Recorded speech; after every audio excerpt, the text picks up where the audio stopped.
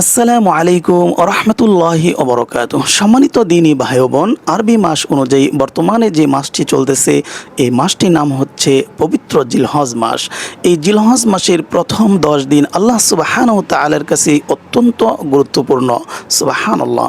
সম্মানিত দিনী ভাই বোন, এই জিলহজ মাসের প্রথম 10 দিনের মধ্যে আল্লাহ সুবহানাহু ওয়া তাআলা এমন একটি দিন রেখেছেন যে দিনের মধ্যে ইবাদত করলে আল্লাহ সুবহানাহু ওয়া তাআলা তার প্রত্যেক বান্দাবান্দির তার পিছনের এবং আগামী 1 বছরের সমস্ত গুনাহখাতাগুলোকে আল্লাহ তাআলা তার আমলনামা থেকে মোচন করে দেন।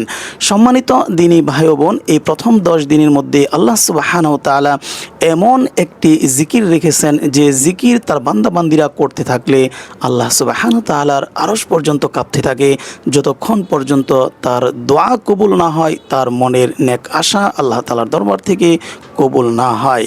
সম্মানিত দিনী ভাই বোন, তাই আজকের এই অত্যন্ত গুরুত্বপূর্ণ আমলটি আপনাদেরকে অতি সহজ থেকে অতি সহজে শিখিয়ে দিব। তাই সবর করে ভিডিওটি শুনতে থাকুন, প্রথম থেকে শেষ অবধি দেখতে থাকুন। অত্যন্ত ফজিলতপূর্ণ আমলটি আপনারা শুনে তার ফজিলত জানতে থাকুন, নিয়ম কানুনগুলো জানতে থাকুন। সম্মানিত দিনী ভাই বোন, আমাদের প্রতিটি আমল করার পূর্বে আমরা যদি সে আমলের পরিপূর্ণ ফজিলত ও নিয়ম কানুন সম্পর্কে জানতে পারি, তাহলে সে আমলটি আমাদের কাছে আরও অত্যন্ত গুরুত্বপূর্ণ হয়ে যায় এবং নিয়ম কানুনগুলো জানার দরুন আমলটি আমাদের কাছে করা অধিক সহজ হয়ে যায়। তাই আমি বলবো, আপনারা ভিডিওটি না টেনে অবশ্যই ধৈর্য সহকারে ভিডিওটি দেখতে থাকুন এবং আজকের এই আমলের পরিপূর্ণ ফজিলত এবং নিয়ম কানুনগুলো শুনতে থাকুন। জিলহজ মাসের অত্যন্ত গুরুত্বপূর্ণ একটি ফজিলতপূর্ণ ঘটনা আমি আপনাদেরকে শুনিয়ে ইনশাআল্লাহ সেই আমলটির পরিপূর্ণ ফজিলত এবং নিয়ম কানুনগুলো আমি আপনাদেরকে শিখিয়ে দিব। সম্মানিত দিনী ভাই বোন, পবিত্র এই জিলহজ মাসে একটি হৃদয় বিদারক যে ঘটনা ঘটেছিল, আল্লাহ তাআলা ঘটিয়েছিলেন হযরত ইব্রাহিম আলাইহিস সালামের উপর, তাকে পরীক্ষা করার জন্য এবং তার পুত্র ইসমাইল আলাইহিস সালামকে পরীক্ষা করার জন্য। আপনারা সকলে জানেন, সে পরীক্ষায় হযরত ইব্রাহিম আলাইহিস সালাতু ওয়াস সালাম তিনি উত্তীর্ণ হয়েছেন, তার ছেলে ইসমাইল আলাইহিস সালাতু ওয়াস সালামও উত্তীর্ণ হয়েছিলেন। সম্মানিত দিনী ভাই বোন, ইসমাইল ছিলেন হযরত ইব্রাহিম আলাইহিস সালামের বৃদ্ধ বয়সের প্রথম পুত্র। এই জন্য তিনি তাকে অত্যন্ত ভালোবাসতেন। যদিও আল্লাহর হুকুম পালন করতে তাকে অনেক দূরে নির্বাসন দিয়েছিলেন, তবু শুধু ইসমাইলের জন্য সকল ভালোবাসা হযরত ইব্রাহিম আলাইহিস সালামের অন্তর পূর্ণ করে রেখেছিলেন।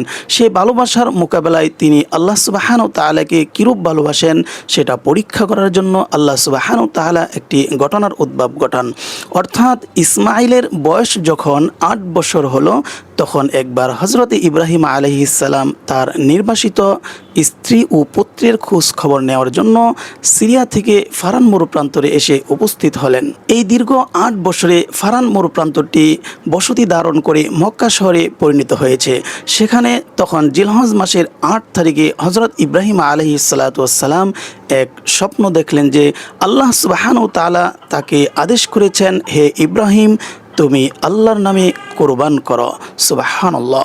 নবীদের স্বপ্ন অনর্থক হয় না, তাদের স্বপ্ন ওহীর মর্যাদা লাভ করে থাকে।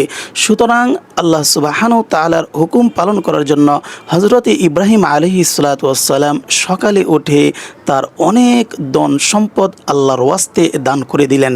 তার পরের রাত্রিতেও আবার স্বপ্ন দেখলেন, আল্লাহ সুবহানাহু ওয়া তাআলা তাকে আদেশ করলেন, হে ইব্রাহিম, তুমি আল্লাহর নামে কোরবান করো। হযরত ইব্রাহিম আলাইহিস সালাম সকালে উঠে তার 100 উট আল্লাহর নামে কোরবান করে দিলেন। কিন্তু তারপরেও পরের রাত্রিতে আবার স্বপ্ন দেখলেন, আল্লাহ সুবহানাহু ওয়া তাআলা তাকে আদেশ করলেন, হে ইব্রাহিম, তুমি তোমার সবচেয়ে প্রিয় পাত্রটি আল্লাহর নামে কোরবান করো। হযরত ইব্রাহিম আলাইহিস সালাতু ওয়াস সালাম সকালে উঠে চিন্তা করতেছেন তার সবচেয়ে প্রিয় জিনিসটি কি। অনেক চিন্তা করে দেখলেন একমাত্র ইসমাইলই তার প্রিয় পাত্র। সুতরাং ইসমাইলকে আল্লাহ সুবহানাহু ওয়া তাআলা কোরবান করার জন্য তাকে আদেশ করেছেন। অতঃপর তিনি পুত্রকে ডেকে বললেন কোরআনের ভাষায়, ক্বালা ইয়া বুনাইয়া ইন্নী আরা ফিল মানাবি আন্নী আযবাহুকা ফানজুর মাযা তারা। ইব্রাহিম আলাইহিস সালাম বলল, হে আমার প্রিয় বৎস, আমি স্বপ্নে দেখলাম তোমাকে আমি জবেহ করেছি, এখন তোমার মতামত বলো। কথায় আছে, বাপ কা বেটা সিপাহী কা গোড়া কুছ না হতো থাড়াথোড়া। যেমন পিতা তেমন সন্তান। হযরতে ইসমাইল আলাইহিস সালাম সাথে সাথে বলে দিলেন, ক্বালা ইয়া আবাতি ফাআল মা তু'মার সাতাজিদুনি ইনশাআল্লাহু মিনাস সাবিরিন। হে আমার পিতা, আপনাকে যা হুকুম করা হয়েছে আপনি তাই করুন, আপনি আমাকে সবরকারী হিসেবে পাবেন। সুবহানাল্লাহ। সম্মানিত দিনী ভাই বোন, অতঃপর ইসমাইলকে নিয়ে হযরতে ইব্রাহিম আলাইহিস সালাম মিনার দিকে রওনা হয়ে গেলেন। সঙ্গে নিলেন একটি ছুরি ও একটি রশি। তিনি সামনের দিকে যাচ্ছেন আর ইসমাইল যাচ্ছেন পিছনে পিছনে। হযরতে ইব্রাহিম আলাইহিস সালাতু ওয়াস সালাম আল্লাহর হুকুম পালন করতে সফল হয়ে যাচ্ছে দেখে মানুষের পরম শত্রু ইবলিস শয়তানের সহ্য হলো না। তিনি যখন তাড়াতাড়ি হেঁটে যাচ্ছিলেন তখন ছোট ছেলেটি বেশ খানিকটা পিছনে পড়ে গিয়েছিল। এই সুযোগে ইবলিস শয়তান ইসমাইলকে বলল, ওহে নির্বুদ্ধ বালক, তুমি যদি নিজের জীবন বাঁচাতে চাও তাহলে এই মুহূর্তে তোমার পিতার পিছন থেকে তুমি দ্রুত পালিয়ে যাও। ইসমাইল আলাইহিস সালাম বললেন, আল্লাহর রাস্তায় কুরবান হতে পারা তো আনন্দের বিষয়। দুনিয়ার অগণিত বান্দাদের মধ্যে যে তিনি আমাকেই কবুল করেছেন সেটাই তো আমার সৌভাগ্য। শয়তান মানুষের সৎ কাজে বাধা দিয়ে থাকে, নিশ্চয়ই তুমি শয়তান ব্যতীত আর কেহ নয়, দূর হ এখান থেকে। এই কথা বলে শয়তানকে তিনি তাড়িয়ে দিলেন। এইভাবে মিনার প্রান্তরে 3 জায়গায় ইসমাইলকে শয়তান ধোঁকা দেওয়ার চেষ্টা করে 3 বারই তিনি শয়তানকে তাড়িয়ে দিলেন। এই 3টি জায়গা এখনও চিহ্নিত করা আছে।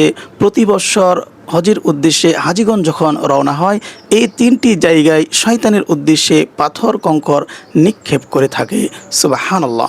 সম্মানিত দিনী ভাই বোন, ইসমাইল আলাইহিস সালাম শয়তানকে তাড়িয়ে দিয়ে যখন তার পিতার সান্নিধ্যে পৌঁছালেন তখন হযরতে ইব্রাহিম আলাইহিস সালাতু ওয়াস সালাম তার পুত্রকে কাঁধ করে শোয়ালেন। আল্লাহ সুবহানাহু ওয়া তাআলা কোরআনে কারীমে ইরশাদ করেন, فلما أسلما وتله للجبين وناديناه أن يا إبراهيم قد صدقت الرؤيا إنا كذلك نجزي المحسنين إن هذا لهو البلاء المبين وفديناه بذبح عظيم وتركنا عليه في الآخرين سلام على إبراهيم كذلك نجزي المحسنين إنه من عبادنا المؤمنين। সম্মানিত দিনী ভাই বোন, আল্লাহ সুবহানাহু ওয়া তাআলা এই আয়াতকে নাজিল করে দিয়ে বললেন, যখন ওরা দুইজনই আমার আনুগত্য প্রকাশ করলো এবং ইব্রাহিম তার পুত্রকে কাঁধ করে শোয়ালো, তখন আমি তাকে ডাক দিয়ে বললাম, হে ইব্রাহিম, তুমি তোমার স্বপ্নকে বাস্তবে পরিণত করেছ। এভাবে আমি নেককার বান্দাদেরকে পুরস্কৃত করে থাকি। নিশ্চয়ই এটা ছিল এক সুস্পষ্ট পরীক্ষা। সুবহানাল্লাহ। তিনি বলেন, অতঃপর আমি ইব্রাহিমকে মুক্ত করলাম এক বড় কুরবানির জন্তুর বিনিময়ে। বিষয়টি আমি পরবর্তীদের স্মরণে রেখেছি। সালামুন আলা ইব্রাহিম, আল্লাহ বলেন ইব্রাহিমের উপরে শান্তি বর্ষিত হোক। কাযালিকা নাজিজিল মুহসিনিন, এভাবে আমি নেককারদেরকে পুরস্কৃত করে থাকি। ইন্নাহু মিন ইবাদিনাল মুমিনিন, সে ছিল মুমিনদের মধ্যে অন্যতম। সুবহানাল্লাহ। অর্থাৎ তিনি তাকে কাঁধ করে শুয়ে যখন গলার উপরে ছুরি চালিয়ে দিলেন তখন ছুরিটি এত দাঁড় থাকা সত্ত্বেও আল্লাহর প্রচ্ছন্ন নির্দেশে সে গলা কাটা থেকে বিরত থাকলো। ইব্রাহিম আলাইহিস সালাতু ওয়াস সালাম আগের চেয়েও আরও জোর দিয়ে তার গলার উপরে ছুরি চালালেন, এবারও গলা কাটলো না। গলাটি যেন তামার মতো শক্ত হয়ে গেছে। তিনি দাঁড় পরীক্ষা করে দেখলেন ছুরিতে দাঁড় ঠিকই আছে। তিনি বারবার সেই ছুরি দ্বারা তার গলার উপরে পোঁচ দিতে লাগলেন, কিন্তু কোনোভাবেই তার গলা কাটছে না। না কাটার কারণ কি কারণে কাটছে না, তিনি বিরক্ত হয়ে ছুরিটি দূরে নিক্ষেপ করলেন এবং অন্য কোনো উপায়ে তাকে জবেহ করা যায় কিনা সে চিন্তা করতেছেন। এমন সময় ফেরেশতা জিবরাইল আলাইহিস সালাতু ওয়াস সালাম অবতরণ করে বললেন, হে আল্লাহর খলিল, আপনি চিন্তা করবেন না, আল্লাহ সুবহানাহু ওয়া তাআলা আপনার কুরবানিকে কবুল করেছেন। আপনারা উভয়ই আল্লাহ তাআলার আনুগত্য স্বীকার করেছেন, সেই জন্য আল্লাহ তাআলা আপনাদের উপর সন্তুষ্ট হয়েছেন। তিনি আপনাদের উভয়কে শুধু পরীক্ষা করেছেন, সেই পরীক্ষায় আপনারা উভয়ই উত্তীর্ণ হয়েছেন। সুবহানাল্লাহ। এখন পুত্র কুরবানির হুকুম মনসুখ ও রহিত হয়ে গেছে। এই দুম্বাটি কুরবান করে এখন তার হুকুম পালন করুন। এই দুম্বাটি হজরতে জিব্রাইল আলাইহিস সালাতু ওয়াসসালাম বেহেশত থেকে নিয়ে এসেছিলেন। হজরতে ইব্রাহিম আলাইহিস সালাতু ওয়াসসালাম তখন এই দুম্বাটিকে আল্লাহর নামে কুরবান করে তার হুকুম পালন করলেন। সুবহানাল্লাহ। সম্মানিত দিনী ভাই বোন, এই ঘটনাটিকে কোনো কোনো ব্যক্তি এরূপভাবেও বর্ণনা করেছেন, যখন ছুরির পৌঁছে গলা কাটছিল না, তখন পুত্র ইসমাইল পিতাকে ডাক দিয়ে বললেন, সন্তানের প্রতি আপনার মহাব্বতের থাকার দরুন আপনি ছুরি ঠিক মতো চালাতে পারতেছেন না। আপনি এক কাজ করুন, আমার পরনের জামার একটা অংশ খুলে আপনার চোখ বেঁধে নিন, দেখবেন ঠিকই গলা কেটে যাবে। ইসমাইলের কথায় হজরতে ইব্রাহিম আলাইহিস সালাম তার পরনের একটা অংশ জামা খুলে ইব্রাহিম আলাইহিস সালামের চোখ থেকে বেদি নিয়ে যখন তিনি ছুরি চালানোর জন্য নিচের দিকে ঝুঁকলেন, এমন সময় আকাশ থেকে ফেরেশতা জিব্রাইল আলাইহিস সালাম আওয়াজ করে দিলেন, আল্লাহু আকবার। নির্জন এই প্রান্তরে আওয়াজ শুনে হজরত ইব্রাহিম আলাইহিস সালাম চমকে উঠলেন এবং ছুরি চালানো কিছুক্ষণের জন্য থামিয়ে দিয়ে তিনিও পড়লেন আল্লাহু আকবার। ফেরেশতা জিব্রাইল আলাইহিস সালাম এই সুযোগে ছুরির নিচ থেকে ইসমাইলকে সরিয়ে নিয়ে সেখানে বেহেশত থেকে আনা একটি দুম্বা জিব্রাইল আলাইহিস সালাম রেখে দিয়ে বললেন, লা ইলাহা ইল্লাল্লাহু আল্লাহু আকবার। হযরত ইব্রাহিম আলাইহিস সালাতু ওয়াস সালামের চোখ বাঁধা ছিল, তিনি বুঝতেই পারলেন না যে কি হয়ে গেল। পুত্র মনে করে তিনি দুম্বার গলার উপর ছুরি চালিয়ে দিলেন। এবার ছুরি কাজ করলো, গল গল করে গলা কেটে গরম রক্ত প্রবাহিত হয়ে তার হাত ভিজে গেল। সুবহানাল্লাহ। পুত্র কুরবানি সমাপ্ত হয়েছে ভেবে হজরত ইব্রাহিম আলাইহিস সালাতু ওয়াস সালাম চোখের বাঁধন খুললেন। চোখের বাঁধন খুলে দেখেন পুত্রের স্থানে জবাহ করা একটি দুম্বা পড়ে আছে, আর পাশে দাঁড়িয়ে পুত্র প্রশান্ত মনে পিতার দিকে তাকিয়ে আছে। হজরত ইব্রাহিম আলাইহিস সালাম সাথে সাথে বললেন, লিল্লাহিল হামদ বলে পুত্রকে জড়িয়ে ধরলেন। ইব্রাহিম আলাইহিস সালাম তার আর বুঝতে বাকি রইল না যে এটা ছিল আল্লাহ পাকের এক বিশাল বড় পরীক্ষা। এটা আল্লাহ পাকের পক্ষ থেকে উভয়ের উপরে বিশাল বড় পরীক্ষা ছিল, মহাপরীক্ষা ছিল। সেই পরীক্ষার মধ্যে তারা উভয় উত্তীর্ণ হয়েছেন। সুবহানাল্লাহ। সম্মানিত দিনী ভাই বোন, আল্লাহর জন্য সবচেয়ে প্রিয় জিনিস ত্যাগের এই নিদর্শনটি ধরে রাখার জন্য আল্লাহ সুবহানাহু তাআলা প্রত্যেক নামাজের পরে এই জিকির করাকে প্রত্যেক মুসলমানের উপরে আল্লাহ তাআলা ওয়াজিব করে দিয়েছেন। এই জিকিরটি হচ্ছে আল্লাহু আকবার, আল্লাহু আকবার, লা ইলাহা ইল্লাল্লাহু, আল্লাহু আকবার ওয়ালিল্লাহিল হামদ। সম্মানিত দিনী ভাই বোন, আল্লাহ সুবহানাহু তাআলা এই জিকিরকে যখন প্রত্যেক নরনারীর উপরে আল্লাহ তাআলা পড়াকে ওয়াজিব করে দিয়েছেন, তখন থেকে সাহাবায়ে কেরাম রাদিয়াল্লাহু তাআলা আনহুম আজমাইন তারা পথে ঘাটে, রাস্তায়, শহরে বন্দরে সর্বত্র তারা এই জিকিরকে পাঠ করতেন, এই তাকবীর পাঠ করতেন। তবে এই তাকবীর আপনি জিলহজ মাসের 1 থেকে 10 পর্যন্ত পাঠ করবেন। তবে অবশ্যই 9 তারিখ জিলহজ ফজর নামাজ থেকে শুরু করে 13ই জিলহজ আসরের নামাজের পর্যন্ত প্রত্যেক ফরজ নামাজের পরে আপনি সালাম ফিরিয়ে জুড়ে উচ্চস্বরে পাঠ করবেন। পুরুষেরা আল্লাহু আকবার, লা ইলাহা ইল্লাল্লাহু, আল্লাহু আকবার ওয়ালিল্লাহিল হামদ। আর মেয়ে লোকেরা বাড়িতে নামাজ পড়ে নিঃশব্দে এই জিকিরকে তারা আদায় করে নেবে। কেউ যদি এই জিকিরকে না পড়ে তাহলে অবশ্যই সে গুনাহগার হবে, তবে অনিচ্ছাবশত যদি হয়ে যায় সেটা ভিন্ন কথা। সম্মানিত দিনী ভাই বোন, এই জিকিরটি যদি আপনি প্রতিদিন করতে পারেন, এই 5 ওয়াক্ত নামাজে তো করবেনই, আর এর বাইরে যদি আপনি বেশি বেশি করে এই জিকিরকে করতে থাকেন, তারপর আল্লাহ সুবহানাহু তাআলার কাছে 2 রাকাত নামাজ পড়ে আল্লাহর কাছে হাত উত্তোলন করে 2টি চোখের পানি ছেড়ে দিয়ে আল্লাহ তাআলার কাছে যাহা কিছুই চাইবেন, আল্লাহ তাআলা আপনার মনের সেই নেক আশাকে আল্লাহ তাআলার পক্ষ থেকে তিনি পূরণ করে দিবেন। সুবহানাল্লাহ। সম্মানিত দিনী ভাই বোন, তাই আজকের এই গুরুত্বপূর্ণ জিকিরটি অবশ্যই আপনি করবেন। সম্মানিত দিনী ভাই বোন, আমি আপনাদেরকে ভিডিওর প্রথমে বলেছিলাম এই জিলহজ মাসের প্রথম 10 দিন আল্লাহ সুবহানাহু তাআলার কাছে অত্যন্ত গুরুত্বপূর্ণ। কোরআনে কারিমে সূরা ফজর এ আল্লাহ সুবহানাহু তাআলা এই জিলহজ মাসের প্রথম 10 রাতের কসম করে ইরশাদ করেন, ওয়াল ফাজরি ওয়া লায়ালিন আশ ওয়াশ শাফঈ ওয়াল ওয়াতর। শপথ ফজরের শপথ 10 রাত্রির। এর দ্বারা আল্লাহ সুবহানাহু তাআলা জিলহজ মাসের প্রথম 10 দিনের 10 রাত্রির ফজিলতকে বুঝিয়েছেন। সুবহানাল্লাহ। সম্মানিত দিনী ভাই বোন, রাসূল সাল্লাল্লাহু আলাইহি ওয়াসাল্লাম ইরশাদ করেন, আল্লাহ সুবহানাহু তাআলার নিকট জিলহজ মাসের প্রথম 10 দিনের ইবাদত অপেক্ষা অধিক পছন্দনীয় আর কোনো ইবাদত নেই। সুবহানাল্লাহ। এর প্রতিদিনের রোজা এক বৎসরের রমজানের সমতুল্য, আর এর প্রতিটি রাতের ইবাদত লাইলাতুল কদরের রাতের ইবাদতের সমতুল্য। সুবহানাল্লাহ। বিশেষভাবে ৯ তারিখ আরাফার রোজা। রাসূল সাল্লাল্লাহু আলাইহি ওয়াসাল্লাম ইরশাদ করেন, আমি আল্লাহ তাআলার দরবারে আশা রাখি যে আরাফার দিবসে রোজা রাখলে আল্লাহ সুবহানাহু ওয়া তাআলা অতীতের এবং আগামী এক বছরের সমস্ত গুনাহ খাতাগুলোকে আল্লাহ সুবহানাহু ওয়া তাআলা ক্ষমা করে দিবেন। সুবহানাল্লাহ। সম্মানিত দিনী ভাই বোন, তাই এই আরাফার রোজা অত্যন্ত গুরুত্বপূর্ণ একটি রোজা। সম্মানিত দিনী ভাই বোন, এই রোজাটি আপনি কখন রাখবেন, কিভাবে রাখবেন, কী নিয়তে রাখবেন, আসুন সে সম্পর্কে জেনে নেই। এই রোজাটি আপনি রাখবেন আগামী বৃহস্পতিবার রাত, অর্থাৎ শুক্রবার দিবাগত রাত। আপনি যখনই বৃহস্পতিবার চলে আসবে রাতের বেলা আপনি সাহরি খেয়ে আপনি রোজাটি রেখে দিবেন। শুক্রবার সারা দিন আপনি এই রোজাটি পালন করবেন। সম্মানিত দিনী ভাই বোন, এই রোজাটি আপনাকে অবশ্যই রমজান মাসের মতো অত্যন্ত গুরুত্ব সহকারে রাখতে হবে। কারণ আল্লাহ সুবহানাহু ওয়া তাআলার কাছে আল্লাহ তাআলা যখন পৃথিবী সৃষ্টি হওয়ার পরে 12টি মাসকে আল্লাহ তাআলা নির্ধারণ করেছেন, তার মধ্যে 4টি মাস আল্লাহ সুবহানাহু ওয়া তাআলার কাছে অত্যন্ত গুরুত্বপূর্ণ।